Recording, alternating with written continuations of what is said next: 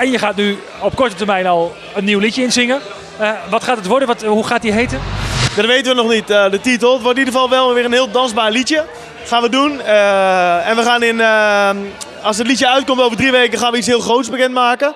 En dat heeft allemaal met het liedje te maken. Dus ja, het wordt een spannende tijd voor mij. Ja, ik kan in ieder geval vertellen dat ik wel een concert ga geven. Dat het daar gaat. En er gaan meer dan 5000 mensen in. Dus dat wordt het. Dat klinkt heel spannend. Ja, dat wordt heel groots en ja, echt iets om naar uit te kijken. Ja, dit wordt het jaar van Henk Dissel.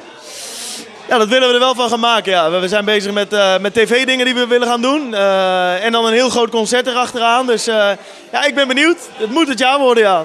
Nee, presenteren is niet echt mijn ding. Ik vind altijd, of tenminste, ik wil graag zingend op tv zijn dan. Maar als je kan presenteren, dat is natuurlijk een extraatje. Dat is super mooi als je dat kan. Maar voor mij is dat nu nog niet weggelegd. Maar stel dat morgen RTL 4 belt en die zegt... we willen graag voor jou het nieuwe gezicht van RTL 4 maken. Maar ja, dat betekent dat je moet presenteren en niet kan zingen. Dat zou ik niet erg vinden. Dat zou ik gewoon heel hard gaan leren. Maar je kan niet zomaar een presentator worden. Ik merk dat wel eens. Ook wel eens fase kan je een artiest aankondigen op een avond of wat dan ook. En dan merk je toch wel, dat moet je toch wel in je hebben. Dus, maar daar kan ik nog voor leren.